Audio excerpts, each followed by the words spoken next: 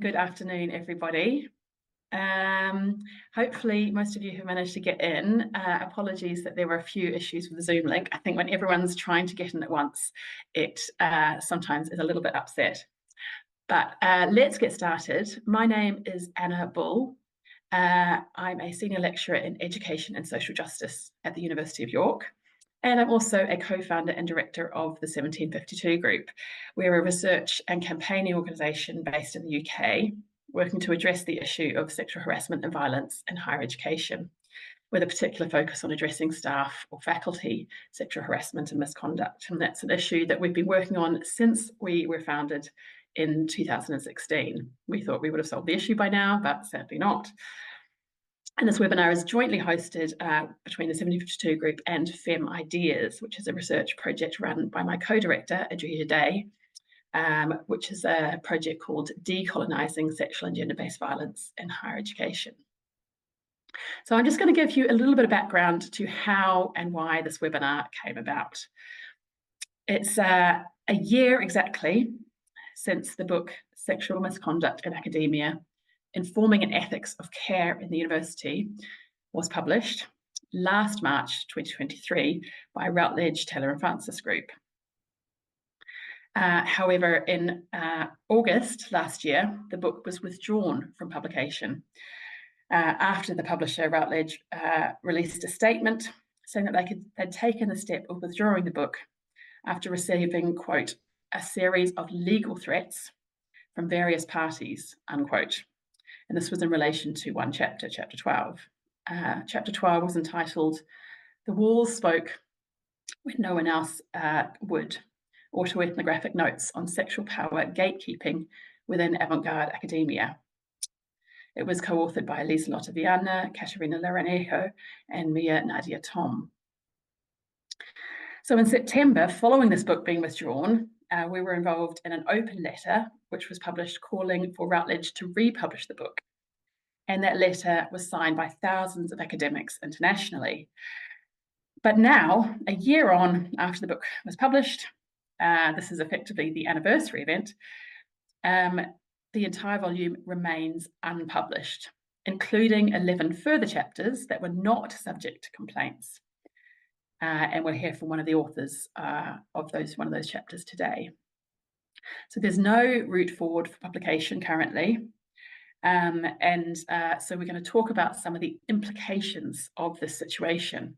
We're not going to discuss the Routledge example in particular, but we're going to talk about the issues that this situation raises, in particular, the implications for authors who are publishing work on gender-based violence in academia, and particularly on academic work, and talk about what support we need from publishers and from our institutions and from activists in doing this. And we'll talk about strategies for activism to ensure that publishers and institutions don't side all the time with the powerful and don't continue to silence the voices of victim survivors. And I'd just like to say thanks to the authors of Chapter 12 from the book Sexual Misconduct in Academia, who helped with putting the panel together and who we've liaised with in setting up this event. So I'm really excited to have 4 panelists with a wide variety of expertise with me today to speak about this issue. I'll introduce them in full detail shortly, but just briefly, we have Alex Pitty-Thorne from York University in Canada, Donya Amadi from Groningen University in the Netherlands, Tom Dark from Edinburgh University Press, and Dirk Verhoef from Ghent University, who's involved in initiatives around academic and media freedom internationally. And I can see that we have got quite a few people who've joined us. My apologies to those of you who've had a little trouble getting in, because lots of people were trying to access the Zoom link at the same time. Then we had a bit of a backlog, and that's why you've maybe had a few problems. I'll just briefly say thank you to the funders of the webinar, SOAS and the University of Westminster, and also to say that we'll be putting together a short report based on the discussions from this webinar, as well as the webinar last week, which was a really fantastic discussion hosted by Adrija Day, my co-director of the 1752 Group. And so if you'd like to receive this report when it's published, we'll put a link in the chat to our mailing list. So please go ahead and join the mailing list, and you'll receive this. We, due to the sensitivity of the issue, we haven't yet made a decision as to whether we're going to release the recording of the event. And we'll make that decision after the event. But if you join the mailing list, you'll receive whatever outputs come from this event, as well as from last week's event. Finally, in terms of practicalities, there is a safer spaces statement, which was in the sign-up page, which we'll now also post to the chat. And that's got links for support and information relating to this issue. And so just to say, in terms of organising this webinar, due to the sensitivity of the topic, we will be moderating all questions or comments before the audience can see them. So if you post a question or comment, we'll come to those in the second half of the event, but we will just make them visible to the audience one by one. So don't worry if you can't see what you posted. So what we're going to talk about, we'll spend the first half an hour, 40 minutes or so, and on a short discussion with each of the panelists to introduce their experiences and perspectives.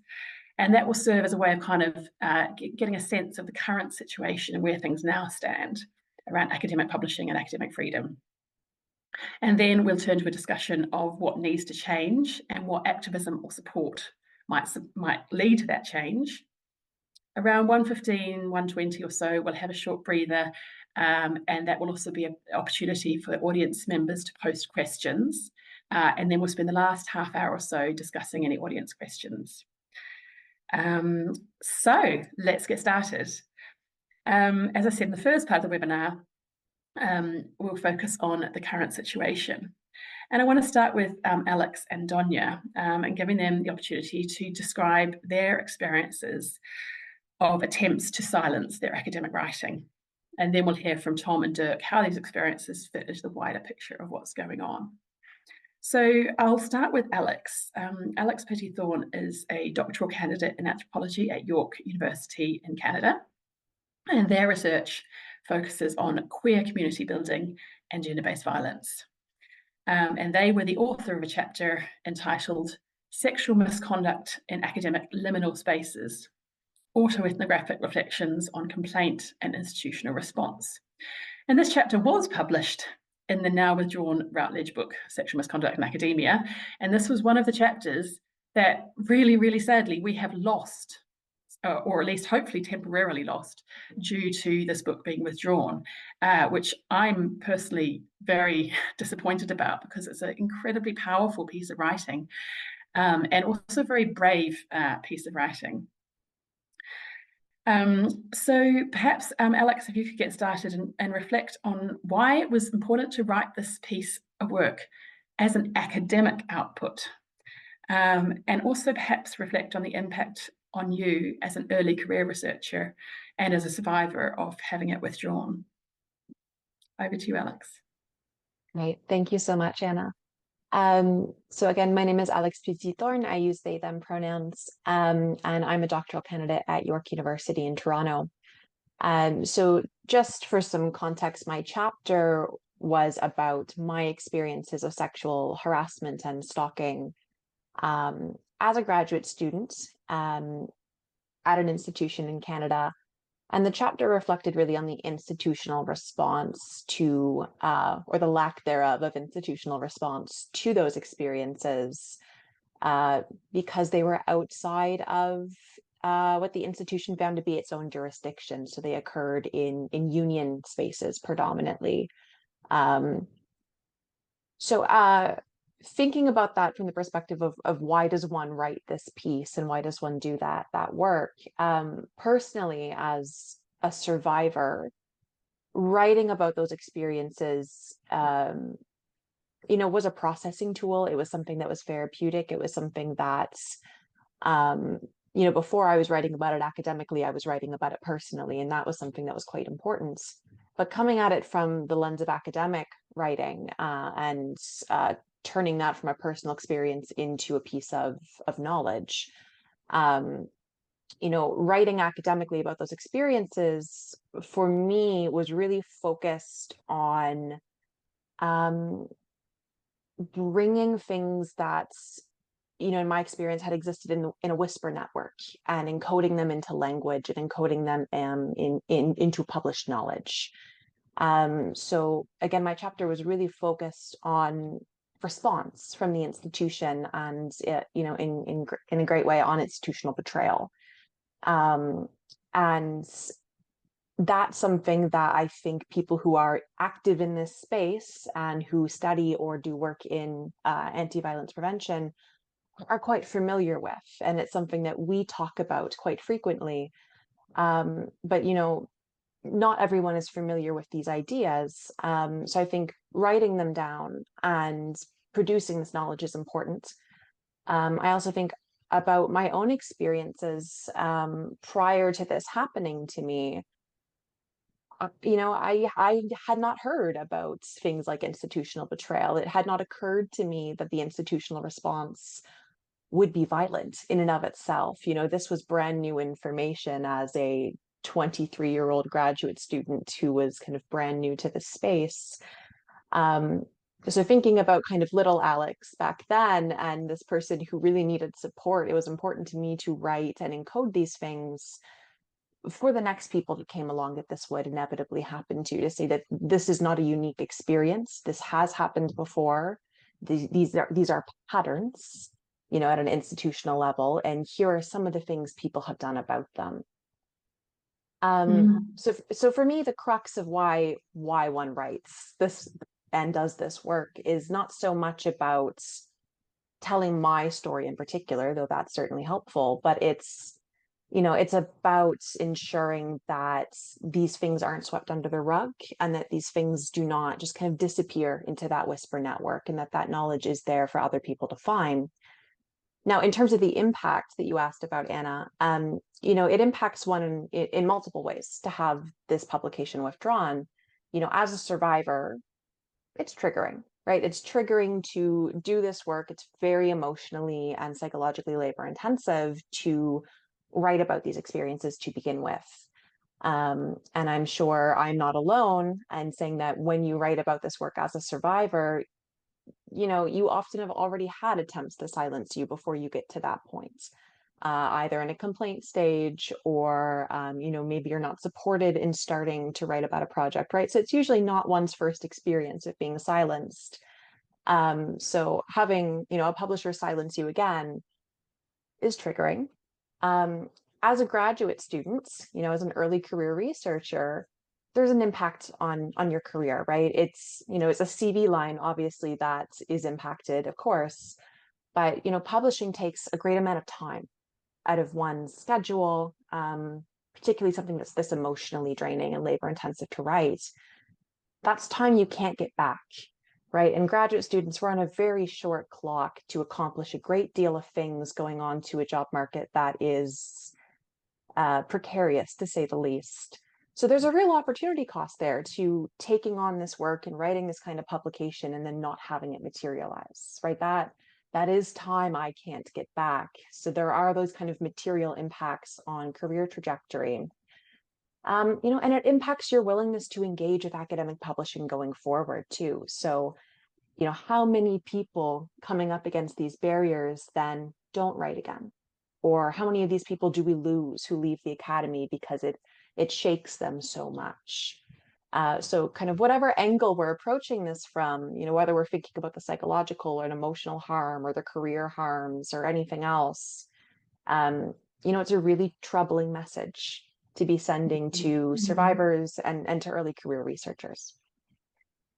Wow, thank you so much, Alex. It's again making me kind of upset and angry all over again to hear about this brilliant chapter being withdrawn and being no longer available. But we will come back to talking about some of your more positive experiences of publishing in this area a little bit later on. But I also particularly appreciate your perspective as a graduate student, as an early career researcher, because I think for those who are kind of coming into the publishing landscape, it's really, really important, to hear how you're experiencing these processes. So we'll come back and hear a bit more from you a bit later, Alex. But I want to turn to Donya now, who has also had the experience of her work being threatened to be withdrawn. So Donya Amadi is an assistant professor of international relations at the University of Groningen in the Netherlands.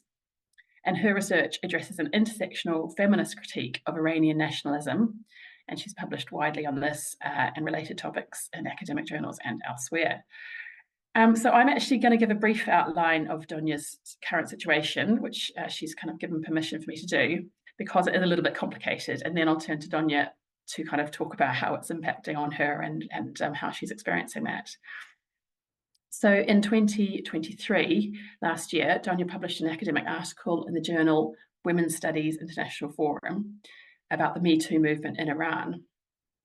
And in this article, as part of her wider analysis, she mentions an example of a man who had been named online within the Iranian Me Too movement. And after publication, Donya was subjected to 3 different levels of threats and complaints. First of all, she received personal threats of being sued for defamation. Second, the journal itself received a complaint. And as a result, the journal and the publisher who owned the journal, Elsevier, opened up an investigation asking Donya for evidence to support the claim that she made in the article.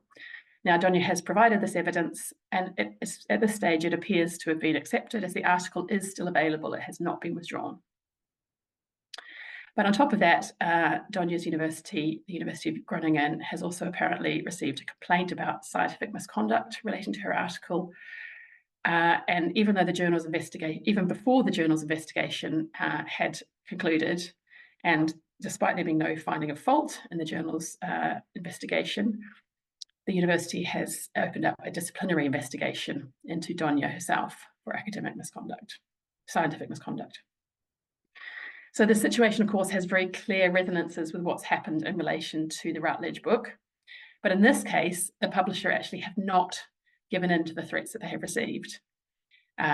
So Donya, can you talk us through what this experience has been like for you and what you think the wider implications are?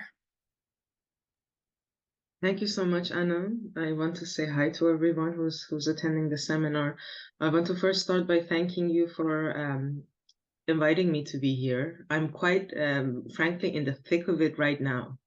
I'm very much in the middle of everything that is going on. I'm still waiting for the University of Groningen investigation to come to a close. And I have sort of a package of very negative and very positive experiences that I can share. But right off the bat, I want to say that I'm not at my most articulate. I'm currently on sick leave. I'm also not invested in putting on a facade of, appearing or sounding like this has not impacted me. Quite frankly, on a personal level, it has been horrendous, psychologically, physically, materially. I have had to give up all my teaching for half a year. I do my teaching work with passion, I'm happy to say. But I want to start on an academic level because I'm here as a scholar first and foremost, and I want to link it to what Alex said. Again, I heard I heard about this the chapter through some colleagues here in Groningen, and it is quite shocking how the entire book has been withdrawn. I mean, I hear it from other people how they express that they're shocked and disturbed by what is happening to me, but I am simultaneously in disbelief that this entire book, talk about all that labor, mostly female and I assume also queer people's labor, being completely erased. And normally our first sort of response is to go to an independent publisher. That's what I usually like to do when my work is too radical for mainstream lines of publishing. But this renders those publishers even more vulnerable because usually independent publishers are not as strong. They don't have a whole legal department or a lot of finances at their disposal. So this will circle us back into the conversation of the kind of support we need from publishers in this. The first and foremost impact, Anna, going back to your question as a scholar for me, is the chilling effect, which I'm afraid to admit has already started. I've become extremely paranoid of everything I write. I have now an article that is being peer reviewed for publication. And it's not on the Me Too, it's not on sexual violence. It is on the Iranian women's movement, which continues to be a contested topic to our dismay.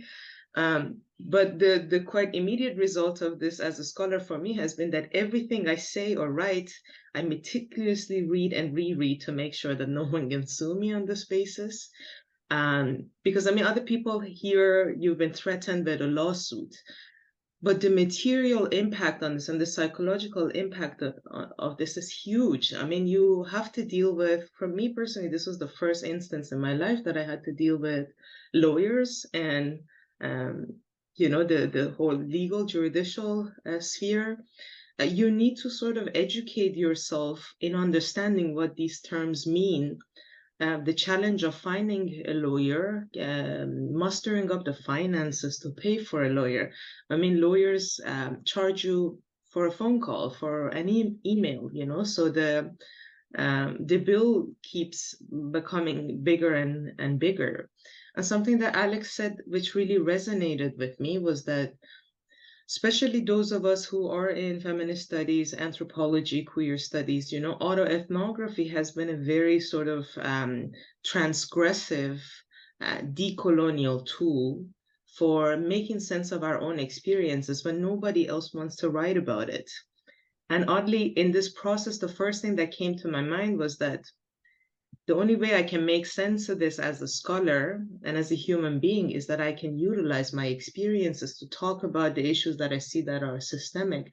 Oddly enough, a lot of the things that I'm experiencing right now are things that I've already theorized in my article. In terms of backlash, I mean, the person I've named in my article, I've named him as an example of retaliation against his survivors. So I have not named him as a perpetrator.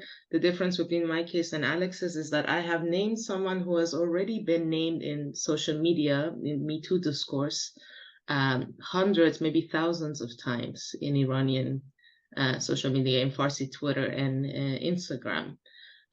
So I have merely, and I continue to state this, that I have merely used publicly available information, as we do as scholars. But this somehow still has rendered me exposed to threats of defamation and of slander, so both civil claims and criminal claims before a court. But the chilling effect means that not only am I sort of compelled or forced to spend all of this time and energy, again, talk about the labor that goes into defending yourself against these claims. It is so incredibly disproportionate to the claims that these abusers raise. In my case, I have named this man alongside at least, I think, 7 or 8 other abusers, from very high-profile international ones to lower profile ones, such as the man that is now coming after me.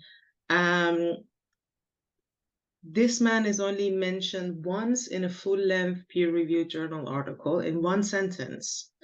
But that itself has cost me 3 months of my my sort of time and effort, thousands of euros in costs, and at least a semester of my teaching and research duties.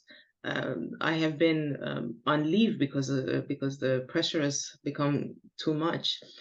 And this labor, I keep thinking, this price that I'm paying, and I'm fighting this. I'm gonna stand tall, and I'm gonna fight this and see to the end.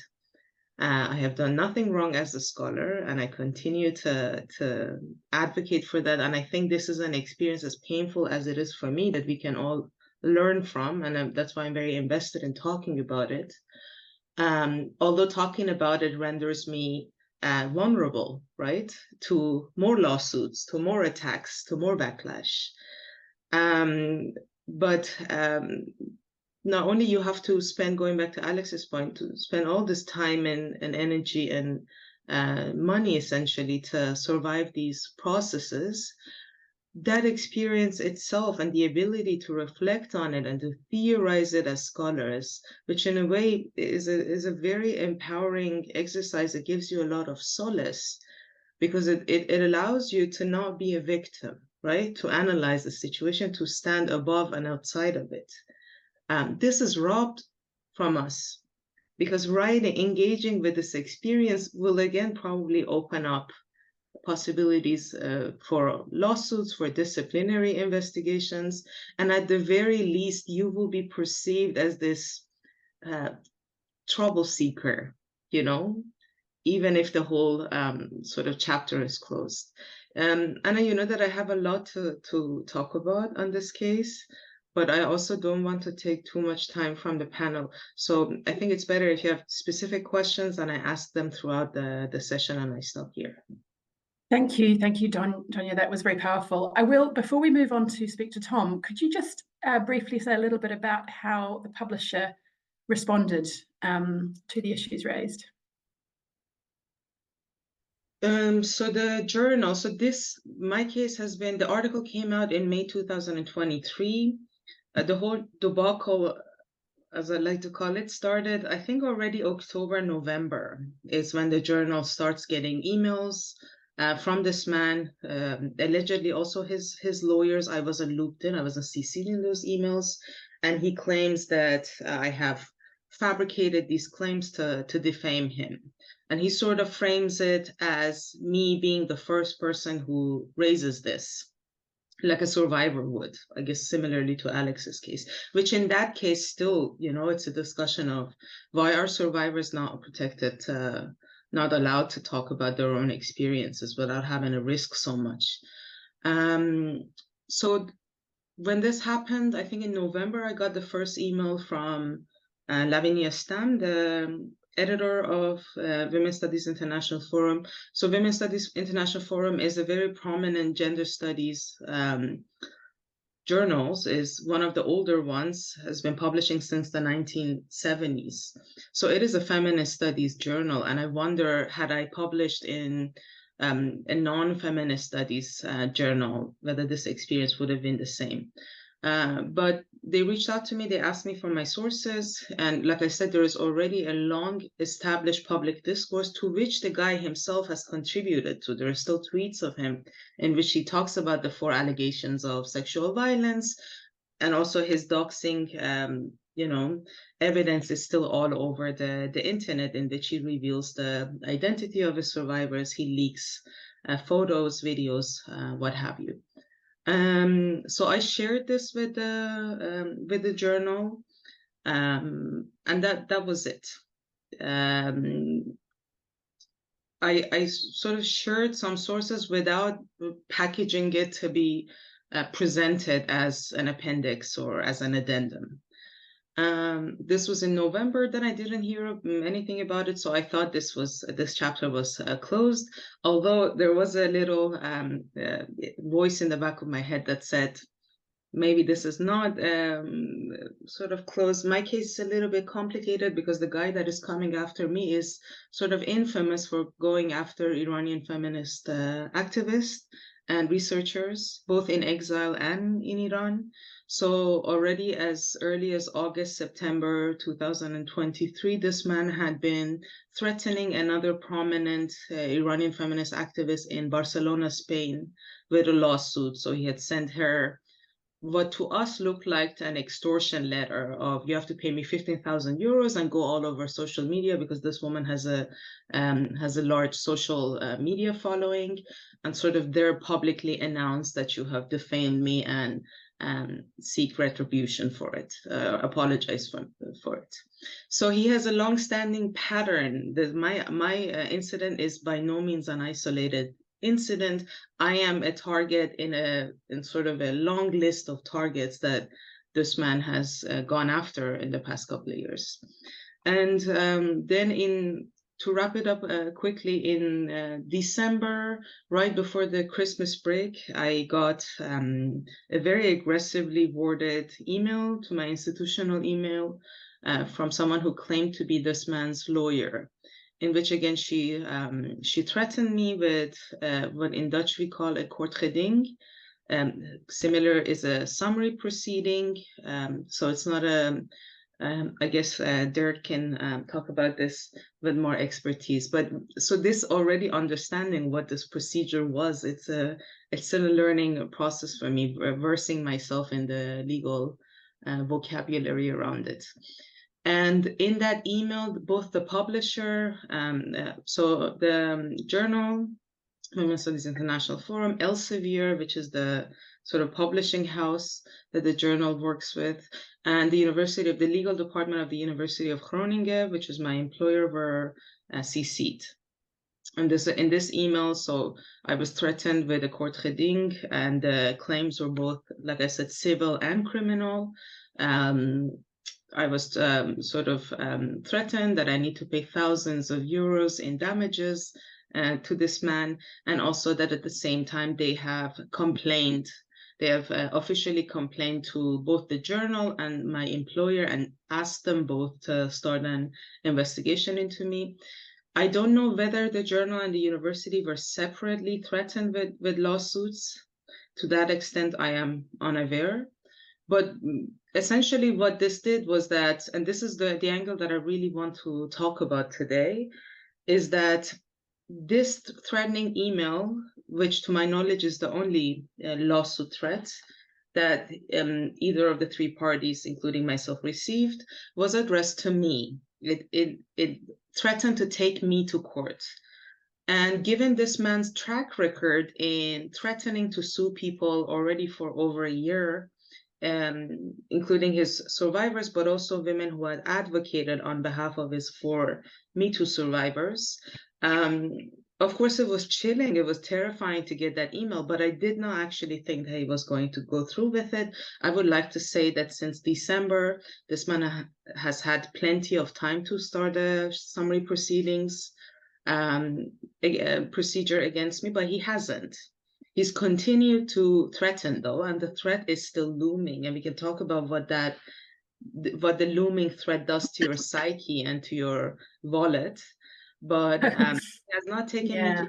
So as far as I know, it was an empty threat. But it compelled both the journal and the university to start sort of action against me. Okay. Do you mind if I jump in there? Because I think what's really important here is we've got these two contrasting examples from Alex's experience of publishing with Routledge and having her work withdrawn, and your experience of publishing with Women's Studies International Forum, and actually so far the work has not been withdrawn. So two kind of contrasting examples from academic publishers, and of course it's as you say, chilling and concerning to hear about the personal and professional impact that this has had and is still having on you.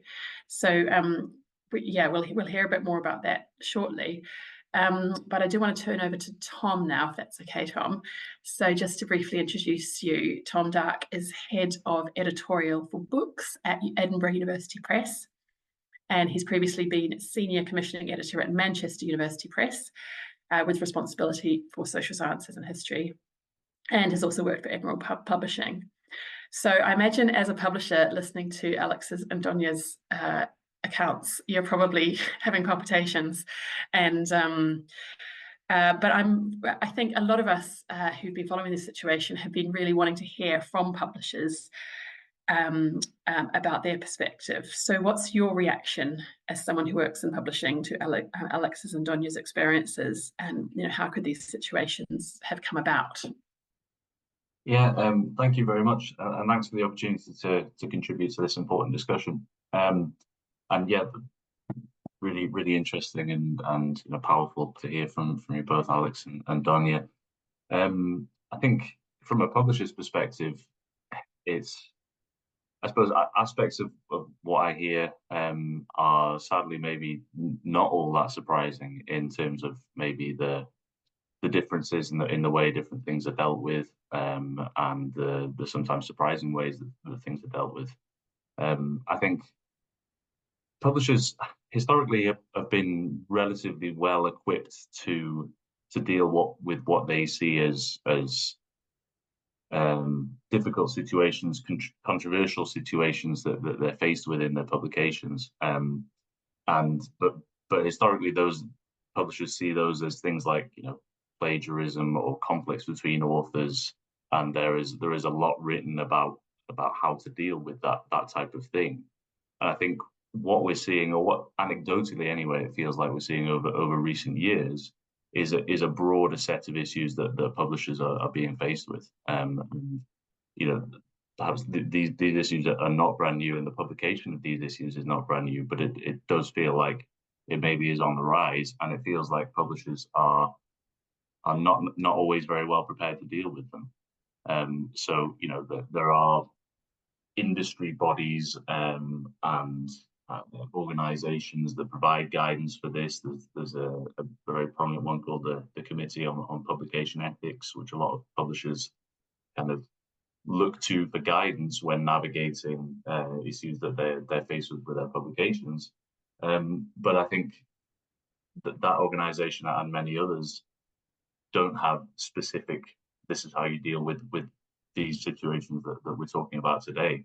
And I think more broadly, that, you know, a lot of what this comes down to from a publisher's point of view is things that we are more familiar with, accusations of libel, defamation, being put to our authors.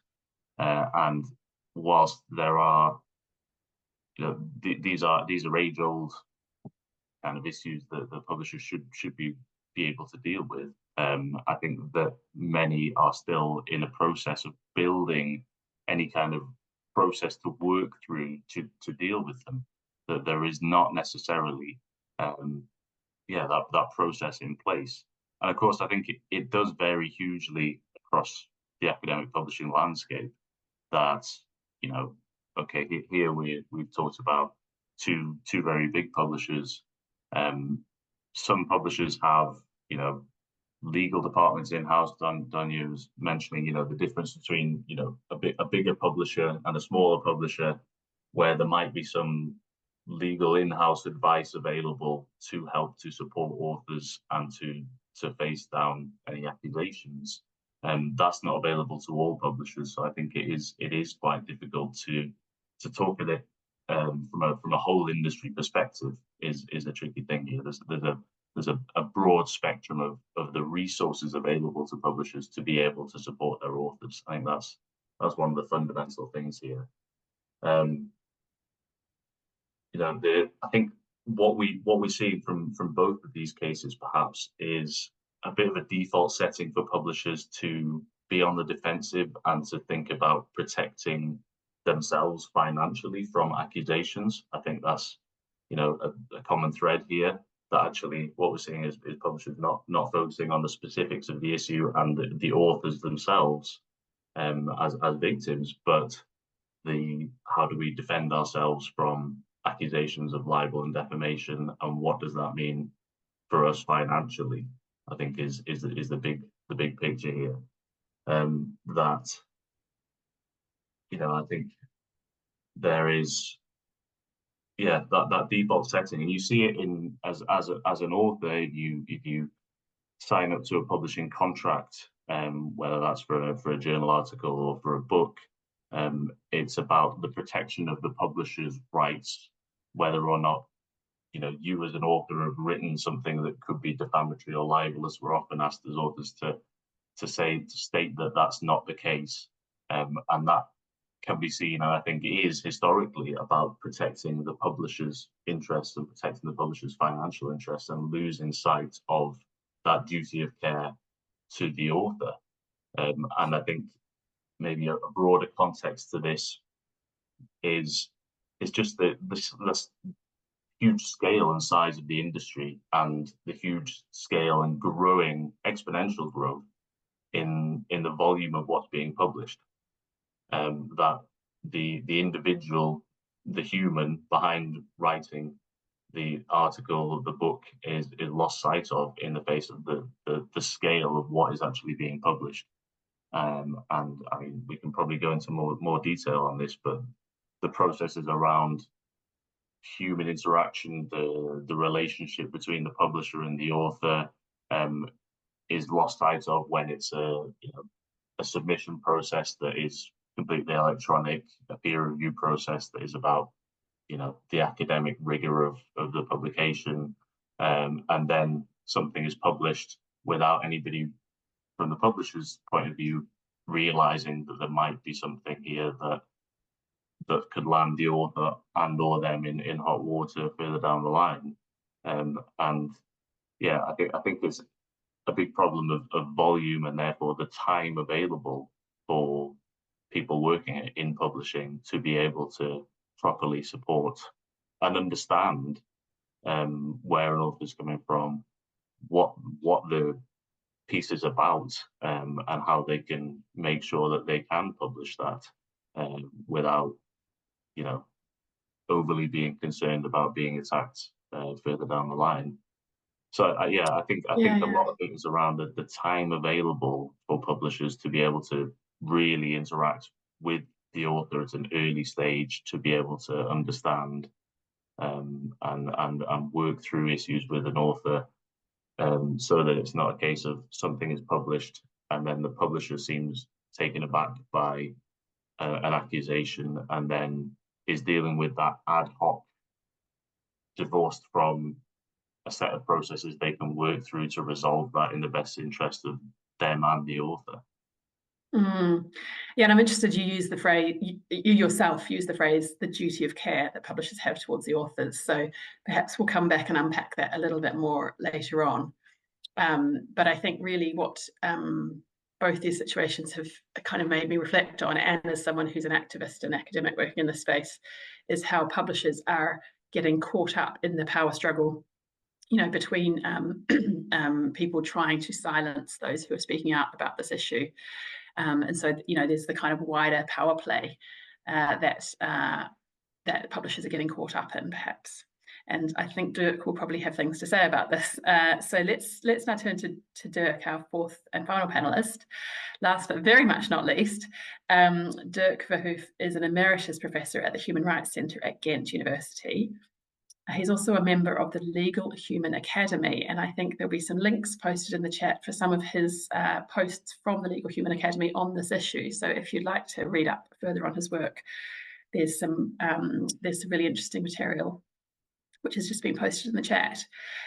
He's also a member of the European Centre for Press and Media Freedom and of the Global Freedom of Expression and Information Experts Network at Columbia University.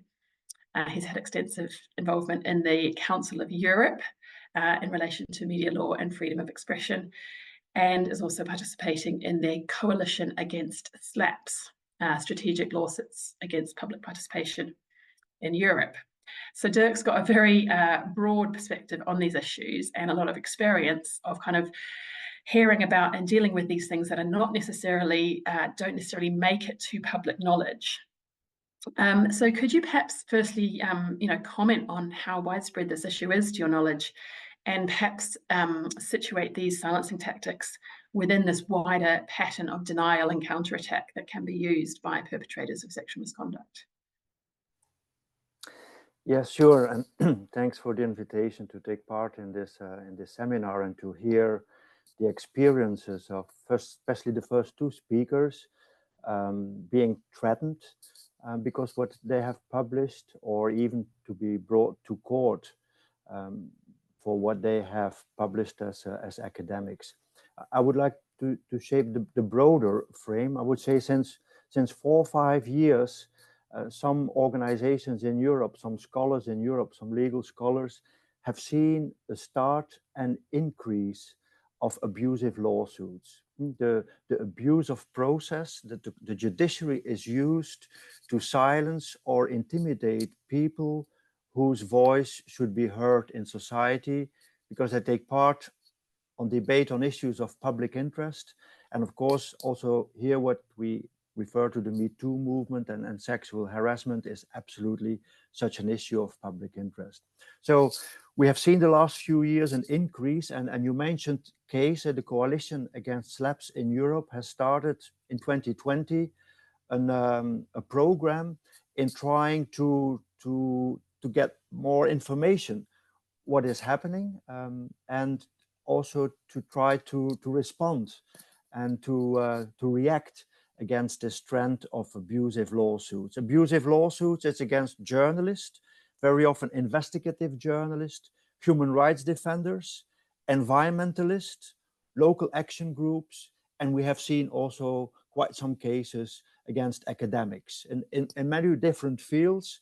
And of course, here on the theme about sexual harassment we are talking about, it's a very vulnerable group, and we hear about the emotional link to the topic. So here, the threat of a lawsuit and effective bringing people to court brings enormous emotional, apart from financial and other trouble for these persons. So it is something we need to be aware of. And the European institutions became aware of, I think, thanks to the advocacy of the Coalition Against SLAPs in Europe, which now contains more than 100 organizations, from journalists, media, a few from academic, it could be more, and then mostly NGOs and human rights and environmental activists. They brought this on the agenda, that this really is becoming a problem in a democracy. It's also a problem for academia when people who come with relevant stories are silenced, are intimidated. So both the EU, and I can talk a bit later about that more in detail, but both the EU and the Council of Europe, with the 46 member states, have taken initiatives in order to minimize, to reduce the amount of abusive lawsuits, to prevent it, to intimidate the claimants that they should not start such cases. And why not? Because if they start such cases in the future, they can be sanctioned. So that's a bit the whole idea, that we need to reduce the amount of abusive lawsuits, and if they still happen, that those who started these cases can be sanctioned, that these cases can be stopped at a very early stage, and that all costs and all damages will be rewarded for the defendants who have been unfoundedly brought in court. So that is what happening, and maybe I can talk about that a bit later. But for instance, there's also on the case website an annual report now, and over the years now 820 cases have been reported, recognized as SLAPs, because there's no legal definition yet of what an abusive lawsuit is in the national jurisdictions. In the UK, they're actually working on it. There's one for economic crimes, and they try to broaden it up. There's a discussion in Ireland, but in many countries in the EU, we don't have the notion of SLAP or abusive lawsuits, and that's why it's so important that the EU last week, well, 2 weeks ago, the European Parliament has, with a big majority, voted a proposal of the European Commission in order to start an anti-SLAP policy at the level of the member states. And so that's a very important step. Now that the Parliament, with an overwhelming majority, has approved the proposal of the Commission, it now will go through some formal stages of signatures, and it will be published probably in April or May in the official Gazette of the EU, and then the member states get 2 years of time. And it must help persons who are now receiving threats in the future to say, well, I don't stop, I don't remove the text, or a publisher will not remove the text. We are willing to take this case to court because we need to defend academic freedom. We need to defend journalistic reporting, critical reporting. We bring these cases to court. We consider this as abusive, and we will have all our costs reimbursed. There will be other mechanisms of support, financial support, legal support for these cases, so that there is a bigger willingness and a more awareness how to cope with these threats. And often it's only a threat, but a threat already, we heard it, is something very frightening that we need to avoid. And one of the key words I heard this morning also by two of the witnesses is chilling effect. We need to avoid at all attempt chilling effect in our society. And it's not me just saying that, and the persons we heard, it's the European Court of Human Rights who is safeguarding the human rights in Europe, who at several occasions has mentioned that in a democracy we have to avoid that people live in fear to come up for their ideas, for their information that they have, for their academic or journalistic reporting, because fear is something that we need to fight against democracies. We need to have an open mind. We have to be open for criticism, for discussion. Of course, there are limits, and we need to be aware of that. I don't want to give the impression that everything can be written. When there are severe allegations of persons being involved in sexual harassment that can very severely involve their reputation, they of course also have a right to privacy, to reputation, presumption of innocence, access to court. So we need to balance these rights, but there is quite some case law which gives very strong support to academics, to journalists taking part in public debate, and especially also people who are vulnerable, because I heard that this is a very important sign that need to be given when you want to report about your own experiences about transgressional behavior or sexual harassment. You need some extra support to be in a position, to be willing, to dare to come forward with your story, with your report. And there we can see recent developments in the case law of the European Court in Strasbourg, precisely giving extra support to persons who blow the whistle or who want to report about their personal experience. So that's a bit the broader frame in which this specific area of academic reporting about sexual harassment and the Routledge case is to be situated. There are things moving.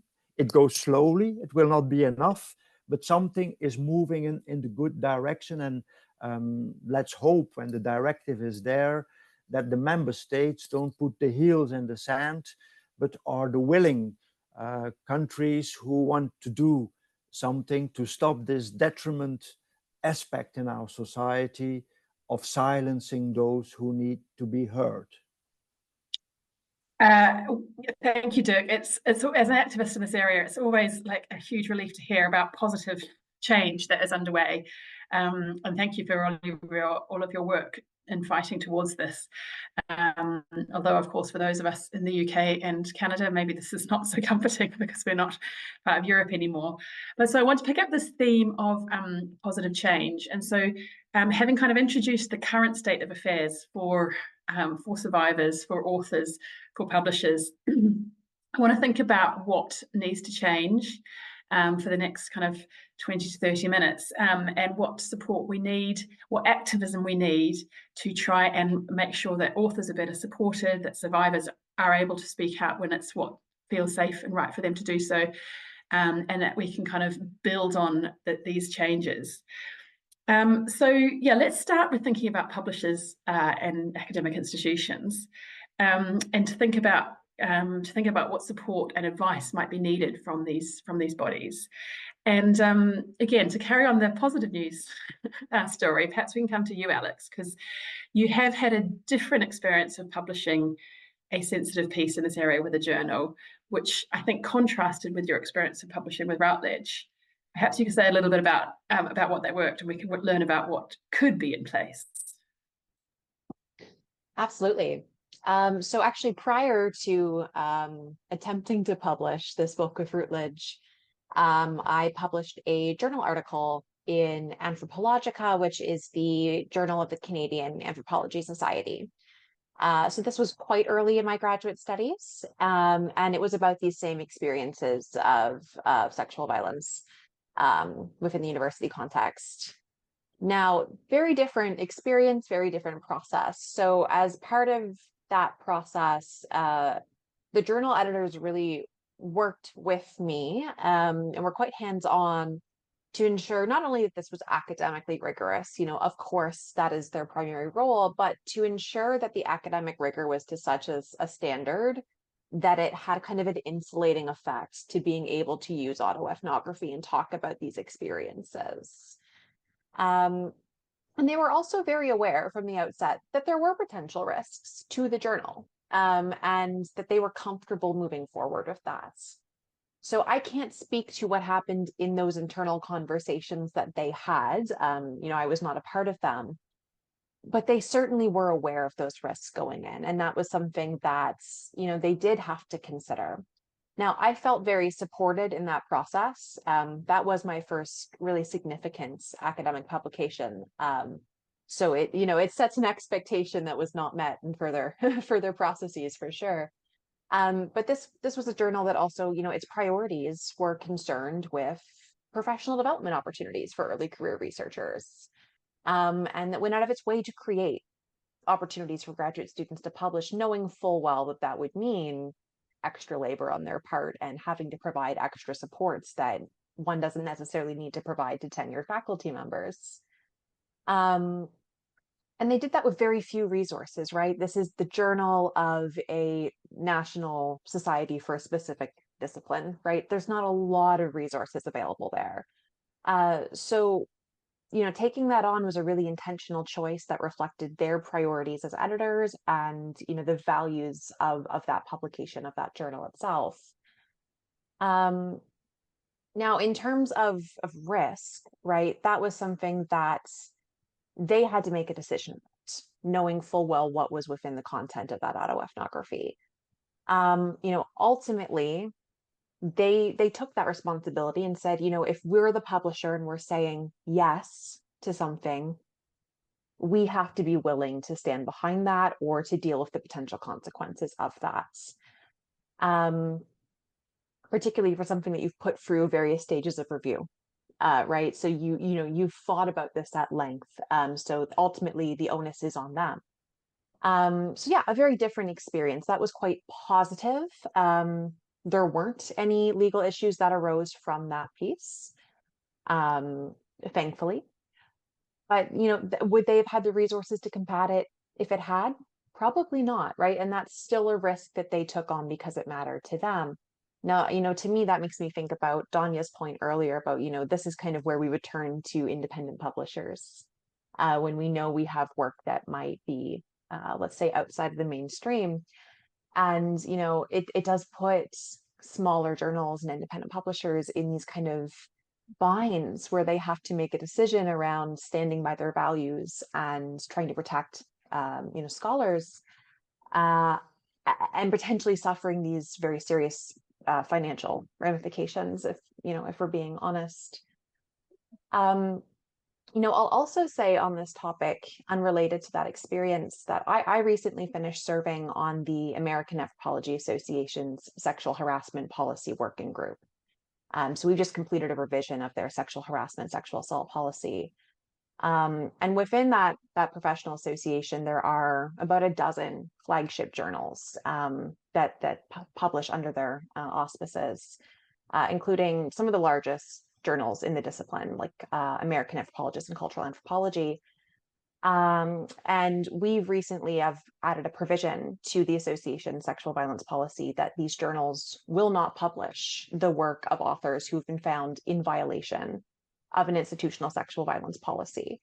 Now, obviously, there is an onus there to prove a violation, but that's a provision that was spearheaded by all of those journal editors. That was not something that we had to force on them. That was something they wanted. Now, how one operationalizes and enforces that remains to be seen. But there are publishers in the space that want to get this right, that know they're taking on risk to get it right, and that will still move forward with that, regardless of whether they think they can actually mount a fight in terms of the resources available to them should something go to court. Wow, that's really super helpful to get these wider perspectives. And I think, there's a lot of signs pointing towards the role of professional societies as publishers or as editors, and the types of steps that they might be able to take. I suspect Tom has got a lot to say about this, but I did just want to come back to Donya first as well to ask, what would you have liked to be in place in terms of support from your university or from your publisher to avoid getting into the situation in the first place, or once it happened? Thank you, Anna. It's a little bit difficult for me to answer this question again because I'm in the middle of it, right? I haven't had the luxury of taking a step back from it even for a minute and to sort of gather my thoughts. Something that Dirk said that spoke to me a lot about the anti-SLAPP coalition is this notion of this sort of abusive lawsuit was a term that I was not familiar with. I'm quite glad that I heard it. That this act in and of itself, which is a very anti-democratic attack, is sanctioned. And also that the process, it stopped at its early stages. So in my case, something that I have talked to you at length, Anna, before about, and I want to also open up here, is this element of not just courts. So Dirk talked about the judiciary, but I also want to talk about sort of disciplinary or scientific or integrity in particular procedures in any guild, whether it's academia, journalism, which of course on the Me Too case and on sexual harassment has been dealing with a lot of similar cases as the one I am dealing with right now, is that these procedures get actually used to punish people who have talked about, again, topics that are in the public interest, such as sexual violence. In my case, this is the scientific integrity procedure. And I'm still in the middle of it because of confidentiality. I cannot talk about the process. But what I can say is that for the past couple of months, I have been fighting a defamation case. And in defamation cases, the legal sort of infrastructure is still quite bleak when it comes to speaking for survivors and advocating on their behalf. This is something that I've also talked about in my journal article. But at the same time, in these sort of middle ground, disciplinary, integrity, scientific, what have you, procedures that we have in our fields, we do not have even the least bit of protection that the court gives us, whether it be the safety of me personally. You know, that's something that has been dilapidating for me in my little city in the north of the Netherlands, and also being someone who is public. Who's going to guarantee my physical safety, you know? And I wish I could talk more about the procedure and how aspects of this procedure have put my safety at risk, but also throughout this process, I've had 10 to 11 Iranian women who are survivors of this man. So in addition to 4 women who went on social media publicly already over 1 year ago to talk about their experience of abuse, sexual and otherwise, by this man, I have 7 other Iranian women who came forward and are willing to testify before court if this man takes any of us, whether me, the activists, or the survivors, to court. And then here are questions that it's so in the legal sphere, you can advocate for more rights, you know, of my safety, of the safety of my witnesses. But in a disciplinary procedure where no one is quite frankly qualified to talk about these issues, you're not guaranteed any of these protections. And also there are strict confidentiality clauses. There come questions of the reputation of the institution, your institutional loyalty, of not wanting to rock the boat too much or what have you, and having to deal with the consequences of that. So for me, it becomes very, very crucial, and this is something that I hope to be able to talk about more in the future, and I would very much like to work on this, to address how these sort of extra-legal procedures are being misused and abused to silence survivors and also their allies and advocates. And unfortunately, they are successful in doing so, especially if they're utilizing their resources to exert legal pressures. And I want to talk about vulnerability, again, picking up from what Derek left off, and I want to reflect a little bit on my own process. I think it's absolutely essential that each of us who get caught up in this are willing to carry our weight and see it to the end. It's extremely difficult. I've had throughout this process moments that I was like, I will do anything for this to go away. In fact, my lawyer at an early stage, when the pressure was at its most extreme, advised me to offer to the guy to take that one sentence out of the article. At the time, I remember my scientific integrity advisor here in the Netherlands, he told me, don't do this. This is a defeat. You willingly, you know, offering this. But to my surprise, the guy didn't even accept that. For him, it wasn't enough. So he wanted me to be, you know, sanctioned further. He continues to stand by that.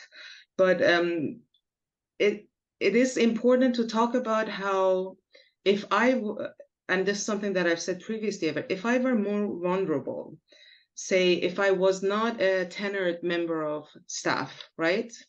And of course, in the University of Groningen, with a case that some of you may be familiar with, of my colleague Susanne Tauber last year, we have come to learn the bitter lesson that being tenor does not mean that you are protected from being fired.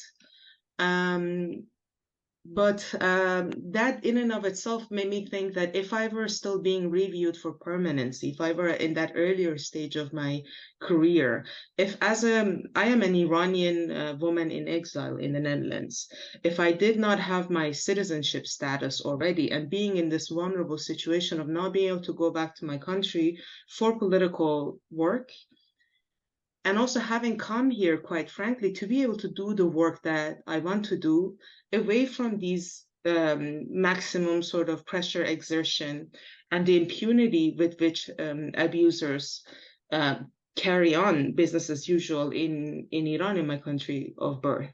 So any sort of, and then talk about psychological, mental, you know, ability, talk about material, financial ability. If I weren't, I mean, how would I have paid those thousands of euros if I didn't have them in my saving? Again, by virtue of being in a position of privilege in relation to a lot of the other women this man has targeted and has compelled into silence. So I want to say that you need to be extremely privileged to withstand this test on all fronts. And had I been vulnerable in any of these areas, I would have been crushed. And also I want to talk about the same thing goes about the abusers. How strong are they? You know, how much academic reputation do they have? How much money do they have? How much time do they have? These are all the things that at the end of the day factor into whether you can withstand this test. So we need structural protection. It's too much to take as one single individual. I am doing my best to stand and to fight this till the end, and I hope I can come out of it alive and with my head held high. But by God, it's a difficult and chilling experience. Yeah, thank you, Donia. That's very, very powerful, particularly to hear about the levels of privilege that are needed to just survive this experience. So if we're talking about the structural protections that are needed, and you know, having heard about what Donia and Alex kind of need from publishers, Tom, I feel like I'm coming to you to solve all our problems. But what structural protections can publishers offer, or what do publishers need to be doing differently, in your opinion? Yeah, I'm not sure I've got all the answers, but I think, you know, a lot of what we've heard already can help guide us, certainly. And thinking about that sense, I mean, particularly from that positive experience that Alex had, that's, you know, it's really good to hear, and it does prove what my sense is, and I know is that the publishing industry is largely probably wants to engage with and wants to support and wants to be publishing this type of work. And I think that there are many publishers out there, both big and small, society, independents, and probably the bigger commercial academic publishers who are and would be open to publishing this work. And I think a lot of that experience that you were talking about, Alex, is kind of what I would like to see, and what maybe doesn't happen enough, is that really going into things with eyes open, understanding that there are risks, but that they're prepared to take those risks, and there are publishers that are prepared to take those risks, but that the core of what is being published is more important than that. And I mean, it's very easy to say, but more difficult to navigate. I think that publishers need to listen more. Well, hopefully are listening, but need to listen more and need to have time to properly read the material and talk to the authors about the material as early as possible, so that they can be there to understand, where this is coming from, what is in there, and what the risks might be to the author. And again, going back to that duty of care that we talked about, Anna, but also, the risk that the publisher and the author may face legally, and there are certain ways to navigate that and minimize those risks, hopefully not to the extent to compromise the critique, the message being told here. But yeah, I think it's about seeing things early. It's about a transparency in that relationship between author and publisher that hopefully builds a relationship of trust early, so that the processes that the publisher can then go through to understand the content, the writing, to be able to make recommendations to the author and support the author in terms of how that's written, in terms of avoiding accusations, again going back to libel and defamation and things, and to think about that interesting point you made, Alex, of the peer review process, maybe insulating that as a separate process, looking at the kind of the academic rigor of things, but understanding the broader context of a piece, and being open to publishing that because it fits with the mission or the values of that publication or of that publisher. And I think what does vary between different publishers, yes, is the size, the resource available to them. A small independent publisher that may have been seen to take more risks in their publishing, looking at their track records, they may not have recourse to legal advice, but they may know from experience enough about how to navigate these situations that they're able to do so, and to be small enough to be supportive to that author, to have that relationship, to have that time to properly read the material. I think all of these are things that all publishers would like to do more of. And like I say, I think the pressure on the other side is that sense of volume, that trying to make processes so that they can have more time for the author as an individual to speak to understand, to build that relationship, to build that trust, but also have that time with the actual writing itself, with the content, with the material, to not just put it through peer review and then put it through typesetting and then it's published and then we'll worry about it later. It's just being fully aware of everything at a really early stage. And yeah, I think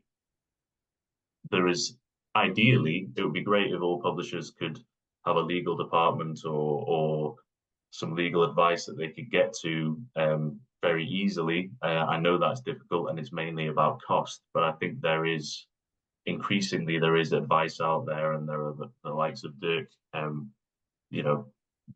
writing about this in a way that will help publishers to navigate this and will help publishers to support authors more. So I think, publishers are, anecdotally in the process of building up policies, procedures, toolkits, to be able to navigate these and to be able to support their authors. But as with Dirk's comment on, there is movement behind the scenes on some of this stuff from a legal point of view. There is movement behind the scenes from some of this stuff on a publishing point of view, but it isn't moving maybe as fast as we'd like it to move. So maybe we can start to encourage publishers to move a bit more quickly with this. But I think really, for me, as well as kind of, it's really helpful to hear about kind of catching the issues in early stage, finding a sympathetic publisher, finding a publisher who supports the work. But I think there's also something about publishers understanding that they are being caught in this kind of, as part of the silencing process, where, more and more survivors are speaking out, more and more academics are writing about this issue, and there is a backlash and a silencing process going on, and publishers can't stand apart from that. They have to kind of decide where they're going to stand, I think. But rather than rather than giving you the chance to respond to that, if you don't mind, I want to come to Dirk and really want to be thinking about activism for change now. What can we be doing to combat these silencing mechanisms? I know that maybe you could talk a little bit about what's going on at European level, but what can we as academics or publishers or activists do in this area? Let's start to rabble-rouse, and before we go to questions from the audience. But maybe I can start to give a message to the publishers. Studying abusive proceedings, one conclusion is that most of these proceedings are won. A very big majority, nearly all, are won by the defendants. So the publishers shouldn't be that scared to go into the fight, because the success rate of winning these cases is very high. Of course, it's mentioned there are the costs, and therefore we need extra measures that all costs can be paid back. But of course, that's not enough. We need more. I think at the level of the universities, we need support, that academics who get in trouble by threats, etc., or lawsuits, are supported better by their universities. And I see also in some cases that this happens. Sometimes the universities themselves are attacked because they have put these articles on their online bibliographies, and then they fight together with the student or with the researcher, and university is delivering the lawyers and is also carrying the whole financial picture, you could say. So that is one part. Then the publishers, very important, also need to build up this legal support and dare to take the action. Also not take disproportionate. This case of Routledge is such a disproportionate interference. For one article, the whole book is taken away. Because a name is mentioned in 2 lines, a whole article has to be removed. This is clearly disproportionate as an interference. And that is a breach of Article 10 of the European Convention, because there's also horizontal effect. So that's also something very important. A notification that a person wants to claim that some of the allegations are defamatory can be enough to put on the website or to include it in the new publication of the book, instead of redrawing a book which is so disproportionate. And then outside university, I think like an institution or an organization like Scholars at Risk can build out more support, because it's not only legal measures, but also non-legal measures in terms of financial support, legal support. I think Scholars at Risk is developing also something in that direction. And also CASE is doing that. CASE is building up a network of lawyers in all countries in Europe who have expertise in this field and who pro bono or at a very low tariff want to help to defend the defenders, in this case, the victims of SLAPP. So this is also, I think, very important.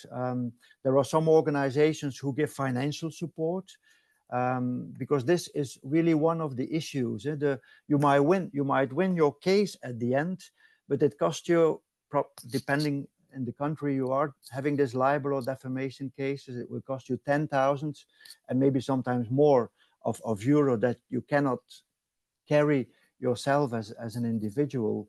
So they give support. Some journalist organizations, ECPMF in Leipzig, give legal support and financial support to victims of SLAPP. So maybe that is something that the academic world also need to build up. It's not only academics in the field of sexual harassment, but also in other fields who can claim to be better defended and to get more support when they are confronted with threats to continue, and if necessary, to take these lawsuits and get better protection, of course, in the national jurisdictions. I think these are some of the elements. I know it's quite a lot, and it's at several stages that something can happen. But again, things are moving, and I think it's important that more research groups should take part in the coalition against SLAPPs in Europe. It's only very few academics now who take part in it, because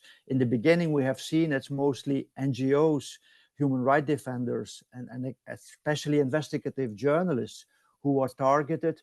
But the more we have built out our network, we see that also academics have been targeted, and it's very important also here. So you could say, don't ask academics what CASE can do for you, but look academics what you can do for CASE in order to support with your background as whatever expertise you have, including legal expertise, but also others, to contribute in the work of CASE. And it's a whole movement to stop, to ban this detriment aspect of abusive lawsuits and the threats of intimidating and silencing people. That's really wonderful to hear, and hopefully we can put a link to CASE, the Coalition Against Slaps in Europe, in the chat. I can't remember if we've got one or not.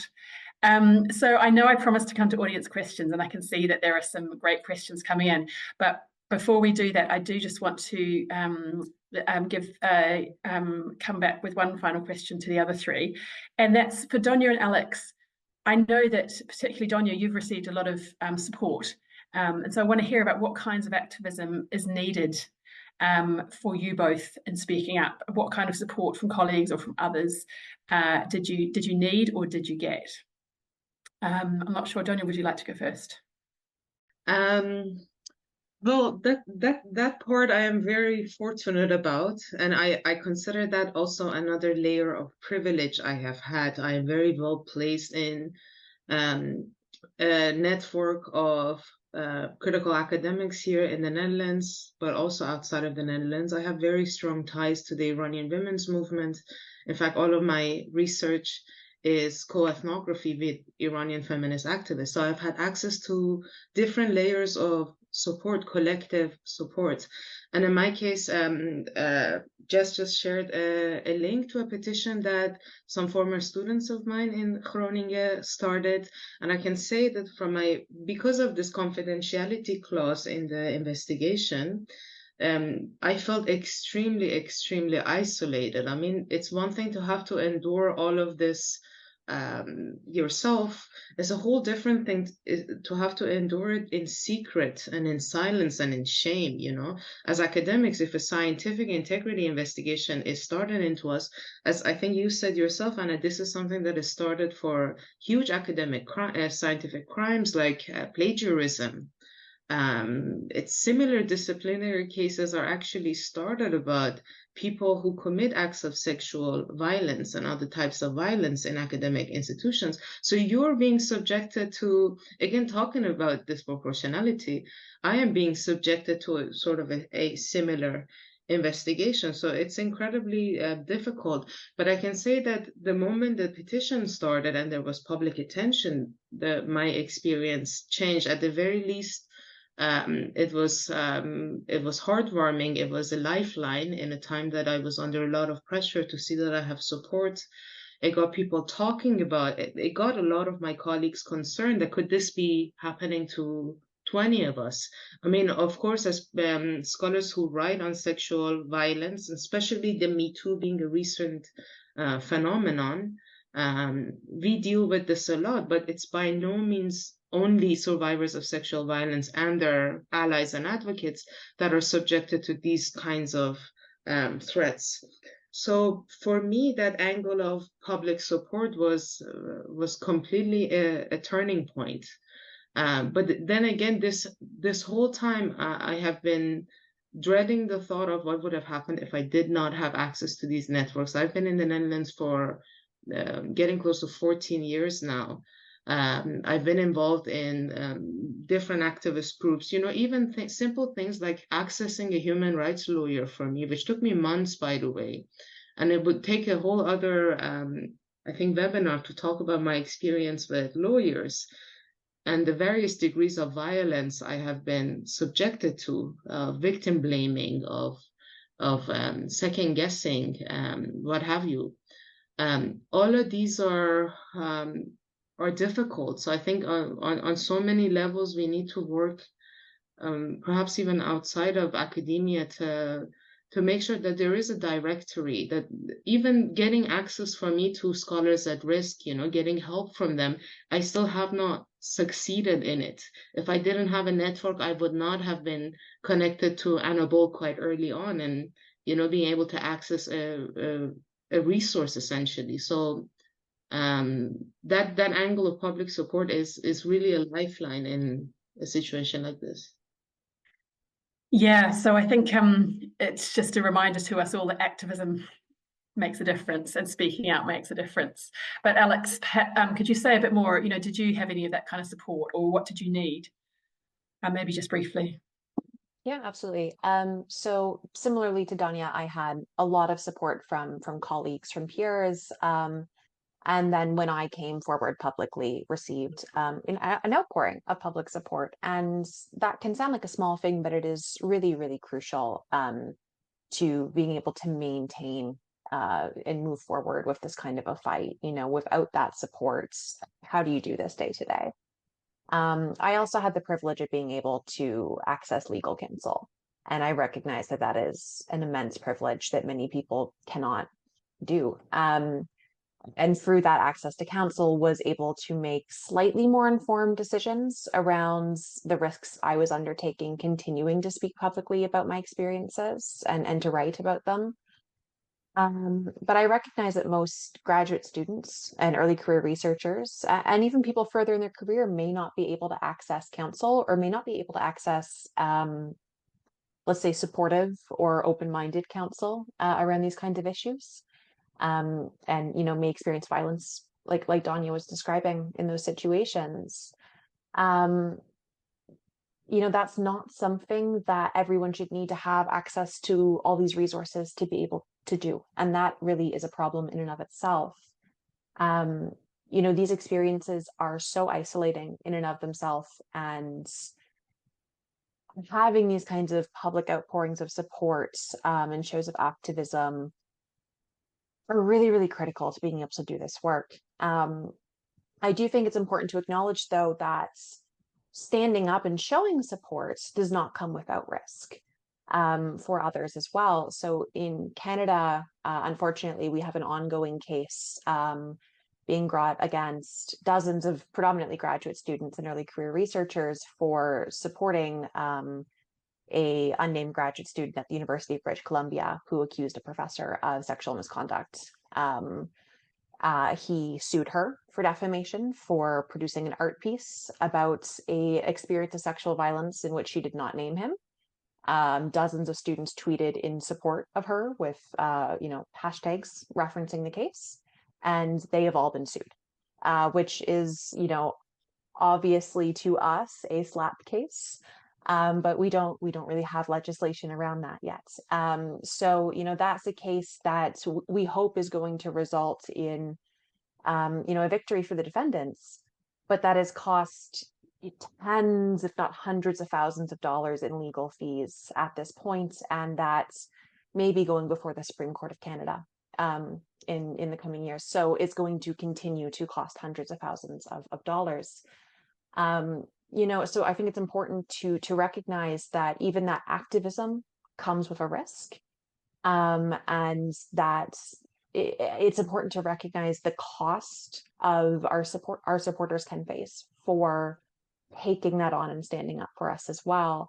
And that there's no solution that I'm offering here, so much as, you know, institutions that have the resources to be able to pick these fights need to take these risks seriously, need to understand the risks being brought against their scholars and against our colleagues for standing with us. And they need to start thinking very seriously about how they are going to stand by their scholars, if they're going to stand by their scholars, and what steps they're going to take to materially support their scholars if and when litigation arises. Yeah, thank you. A brilliant call to arms. A final point before we come to audience questions, which for me is like the real crux of this webinar. Tom, when we've spoken previously, you've said that publishers are actually scared of accusations of censorship, but due to the risks of reputational damage that come with being seen to censor academic work. So in terms of activism, is there activism that we can take that would be effective, in relation to Routledge. Should we be boycotting, reviewing for Routledge, submissions to Routledge, or are there other actions that we can take to draw attention to when publishers are censoring academic work? It's definitely an important point that publishers want to protect their reputation in our social media age.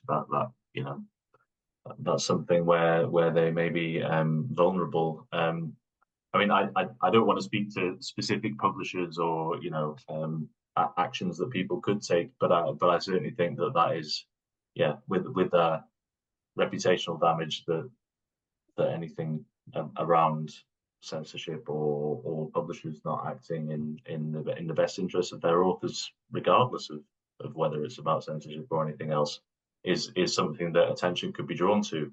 And as with all these things, I think it's best to take a direct approach to that publisher initially, but that kind of thing could be mentioned and potentially weaponized. I'm a publisher. I'm kind of wary of recommending too much criticism of specific publishers, but yeah, no, I think that's a very valid point. We as publishers rely on the academic ecosystem, the labor of authors, academics, reviewers, and without that, we have very little. So yeah, certainly vulnerable to that stuff.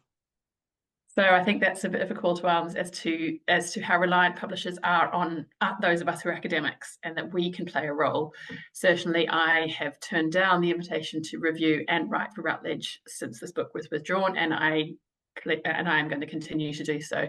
I know that it's not fair to ask early career researchers to do the same thing, but for those of us who are established, that's one really clear step that we can take, and that I am taking. So we've got so many questions coming in from the audience. What I promised was that we'd have a 2-minute breather at this stage, and I'm sorry it's come a little bit late, but I did want to, for accessibility reasons, have a little bit of a break. So let's just take 2 minutes now and come back at 1:38. Please take the time to post questions in the chat, and what we'll do is we will decide on an order of questions to respond to. So we'll be back in just a couple of minutes, but don't go anywhere. Okay, that wasn't a very long breather at all, was it? But there's just a few other questions. Thank you very much for all the messages of solidarity and support, and some of those I will share with you just now. Dirk, if it's all right, I wanted to come to you actually first, because so I'll just say that with a question from Simona Palladina. But before I do that, I'll just say there are some specific legal questions. We can't get into legal advice in this webinar, I'm afraid. But we have put links in the chat for some specific questions. But we'll start with 2 questions, which I'll ask Dirk to start with. First, the question from Simona about extending. Sorry, I'm struggling to find these. Question about extending the coalition against the case coalition, the anti-SLAPP proposal, outside of countries such as the EU and the UK. And there's also a question from Joel Quirk, who was one of our webinar speakers last week, actually, from the South African context. And he's made the point that lawyers and legal experts are notorious for being extremely conservative in a group, and that they tend to go for the safest option. So is there a risk that having greater legal scrutiny and legal involvement will result in less consequent in censorship prior to publication? So maybe I've put both of these questions. Hopefully you should be able to see those. But Dirk, would you like to comment on either of those or both of those? I'm sorry, I didn't get the question very well about South Africa, but in general, indeed, we don't go into legal details, but maybe I can say a few things. That there are some recent judgment and decisions by the European Court of Human Rights which are very supportive for people who take the defense of victims of domestic or sexual violence, or persons who are reporting themselves these cases.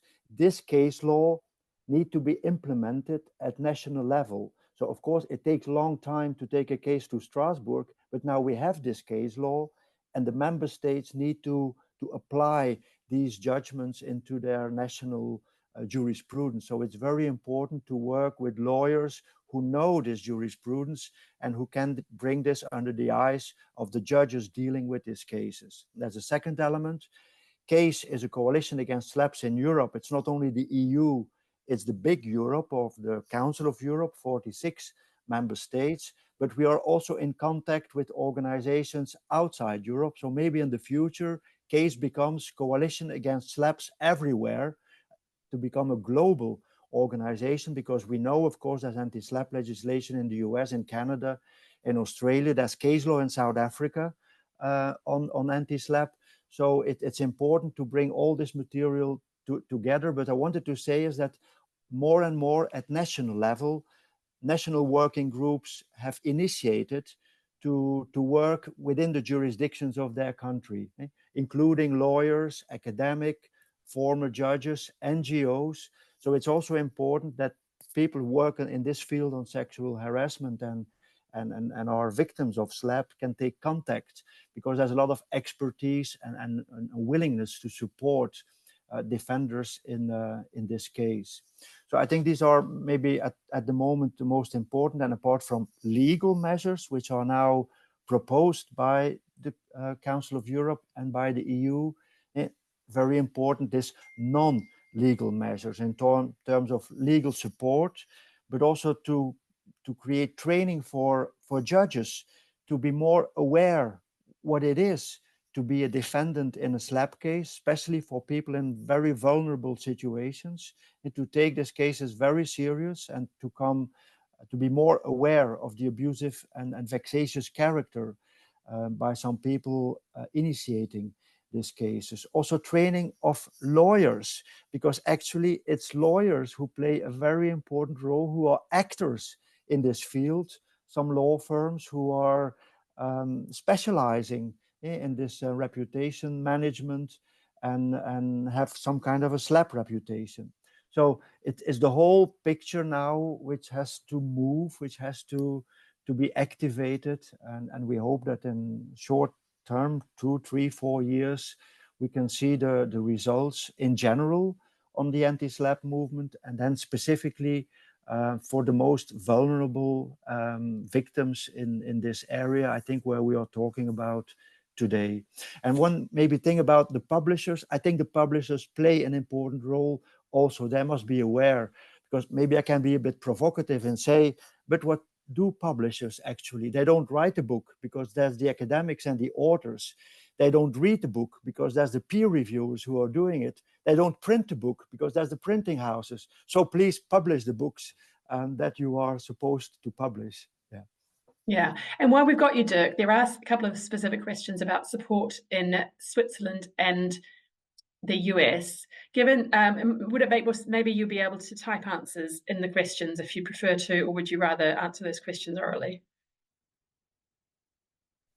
Yeah, maybe this is very, very specific. The situation of Switzerland, it's not a member of the EU, but they will fall under the recommendation, which is in the pipeline, at the end of the pipeline of the Committee of Ministers at the Council of Europe. So they will be asked to implement that. There is already some legislation in Switzerland which makes it possible in general to sanction those who initiate vexatious or abusive proceedings.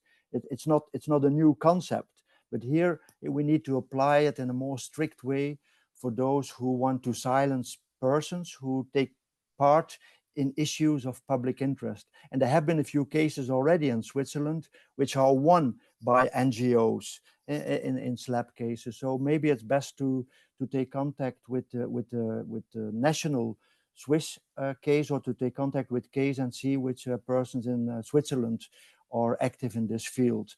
And yes, the US, they have a long tradition already of anti-SLAP legislation. It depends from state to state. Some states have more strong anti-SLAP legislation than others, sometimes very specific. It's not a a formula which resolves all the problems. But especially here also the characteristic is this early dismissal possibility to reduce the cost. Also the possibility to order the plaintiff or the claimant to give a security if at the end the case is lost by the claimant, that the defendant can be sure to have all costs refunded by the security and eventual also additional damages. The proposal in Europe is also to get a sanction, a financial sanction, in top of everything for those who have abused the judiciary, because it's not only detriment for a democracy, it's also detriment for the judiciary to have to work during years on these cases, which at the end they find out that there was no ground for such a case, and in the meantime they have intimidated and harassed persons that could do other things like research, for instance, or collect data in the field that they are working in when it's about academics.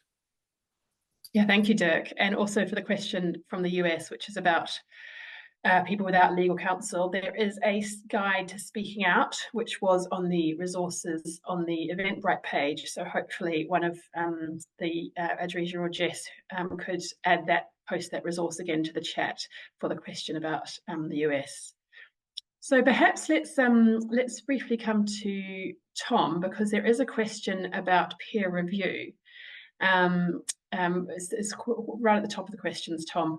What role do peer review processes play in either perpetuating or preventing the silencing of sexual misconduct in academic publishing? And that's from Karinda Malhi from the Open Mind.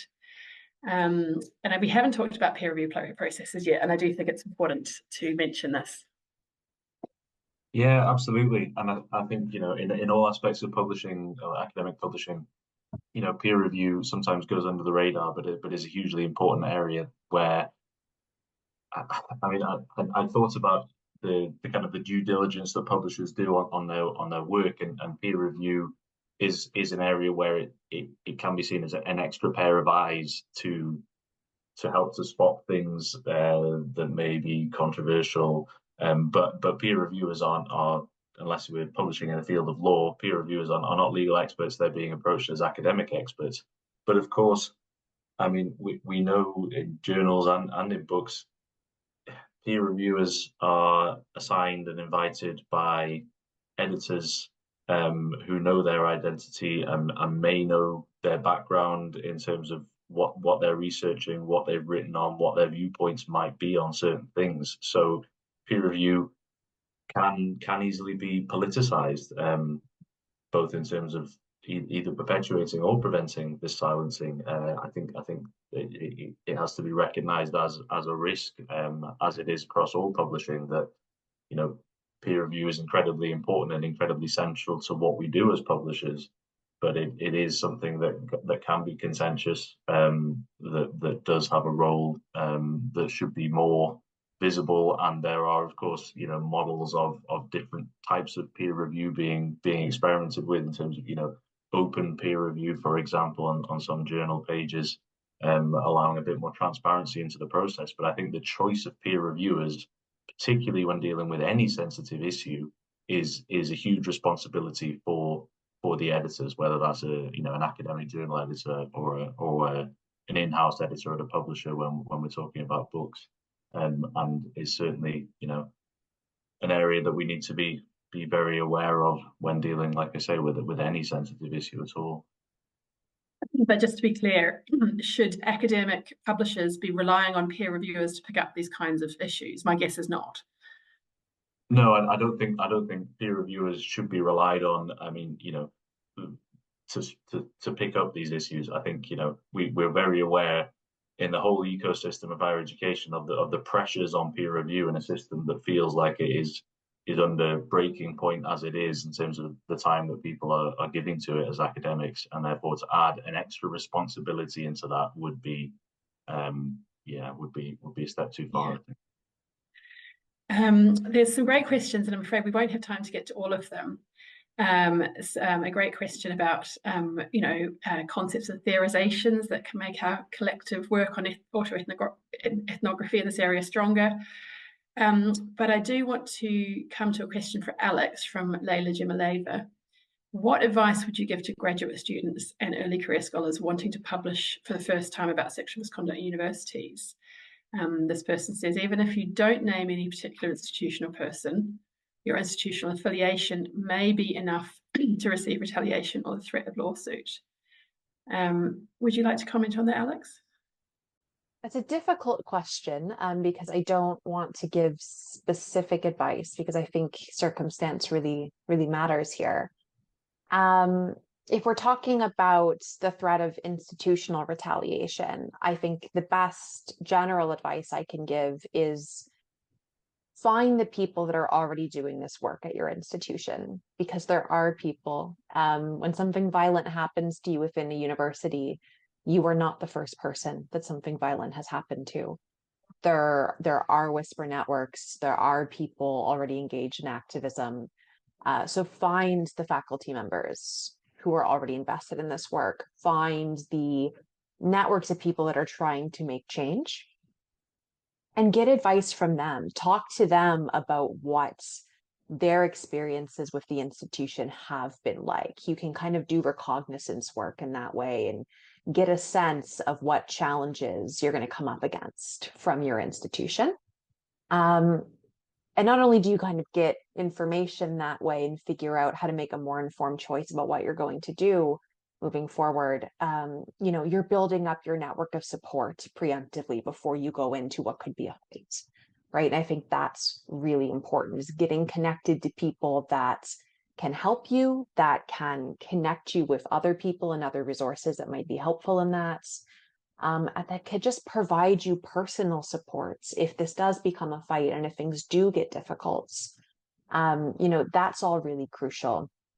Beyond that, yeah, I mean, it is true that if you are publishing anything that might be controversial or contentious, yeah, your university affiliation being on that publication could result in someone making a complaint about you to the institution. I think we've all spoken to those possibilities today. Again, my advice is go back to networks, go back to people that are already doing this work, and talk and get advice, and build strategies before you go into these fights, so that hopefully you're not as blindsided by the things that could possibly occur, and you're making as informed a decision as you possibly can about how you're moving forward and what you're choosing to do. Yeah, as Sarah Ahmed describes it, you need to establish your complaint collective and see it as a form of activism within the institution. Just a couple of quick questions before we finish. One for Donya, I think. I mean, for everybody, but I particularly want to hear what Donya thinks. Graham Tell, thank you, has said, I would be interested in hearing more about what university leaders could do to be supportive in defending staff. So what do you think is most important, Donya? I suspect you've got things to say. I mean, I think we have put a lot of spotlight on publishers today. Sorry, Tom. But I think we need to talk about universities as well. That unfortunately, to our dismay, university leadership continues to be a body which itself imposes sanctions on staff who work on critical issues. Again, I would like to mention Susanne Tauber's case last year, who got fired for publishing. She's a very established sort of scholar in the field who publishes on gendered harassment and bullying in academia. So I think we need to engage universities through different means. If we can engage them through conversation, if we can't engage them through activism and public pressure, to really look at these procedures. I think in regards to my personal experiences, some of the important takeaways that I took from the conversation today is this angle of, again, Derek was talking about the judiciary. I constantly try to link what he's saying about the judiciary to these extra legal procedures. There being some sort of sanction for people who bring defamation cases, punishment cases, abusive cases to universities. This is something that happens a lot, that for survivors of sexual violence as well, that they become punished through their employers, through their institutions, with threats of, being fired, with records that they can get, for misconduct, in my case it being scientific, measures that are legally questionable. For instance, a university asking a member of its staff to take part or the entirety of an article or a publication down because of lawsuit threats or because of such a disciplinary process. I wonder whether this is legally something that can be countered. Does the university have that kind of power, or is it legally possible for them to do so? Again, this being a legal gray area, these procedures, it creates a lot of difficulties because, again, with confidentiality clauses being quite strict and transparency remaining an issue. So I think, yes, it should not be that easy for abusers to accuse their survivors of defamation through their institutions. There should be some sort of, if this extreme cost is being imposed, this burden being imposed on survivors or on whistleblowers, why isn't there a similar sort of sanction being imposed by people who bring these allegations forward? And also, yeah, absolutely. I'm really sorry, Donya. We're going to have to wrap up, even though because it's nearly 2 o'clock. But I think that's a really important point to, why is it only survivors who are getting the negative impacts of this issue? We do have to wrap up very, very soon. And thank you so much to all of the for all the questions that we haven't had time to get to. But just to finish off, we do have a question from Bruno Oliveira, who asks us, how do you feel about the future despite everything? So do we have like a one sentence answer from each of the panelists? Maybe starting with you, Dirk. How do you feel about the future despite everything? I would say follow and support the work of CASE, become members of your national work groups, and also make that these cases not only stay within the university area, but are reported also by media. Take contact with journalists who can report about these cases, because society should not accept that, for instance, the example that Dunya just gave, that an academic is dismissed for bringing under the eye some problems that the university is struggling with. So this is something that also need to become part of public debate. And I think therefore you need media and journalists in your broader coalition to fight against this phenomenon.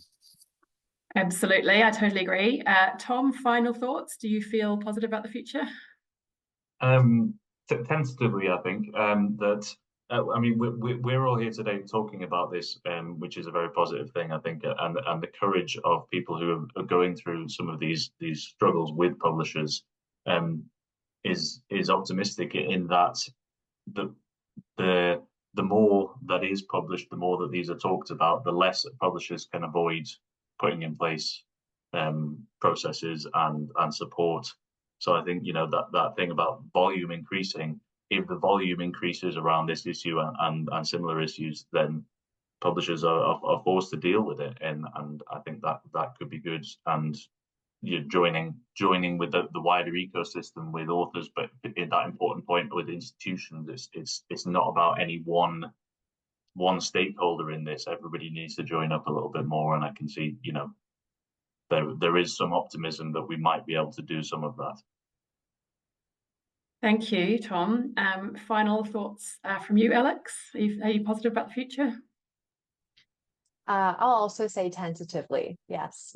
And I think, as we see more and more conversation about silencing in public discourse and in the media, I think that can discourage people. But I would like to invite us all to think about that as a positive thing, because it means that these cases that have been ongoing for so long, that are not new, are being shown out in the light, and that people are interested and invested in this and want to do this work. And that is a positive thing. Thank you so much, Alex. And final word to you, Donya. I mean, I guess it's all in the balance for you, isn't it? I mean, this panel such as this help. I think I need to answer this question in maybe a month or so. But no, I am hopeful. I mean, there's a lot of work to be done, but that's why we're here, right? So what are we without hope? What a wonderful point to end on. And hope is, as Rebecca Solnit reminds us, hope is a resource that we have to cultivate. So I would like to say an enormous thank you to the panelists. I can't tell you how much I have learned from each of you. We've had preparatory conversations, and then we've had a very, very rich conversation today, which I feel could have gone on for much, much longer.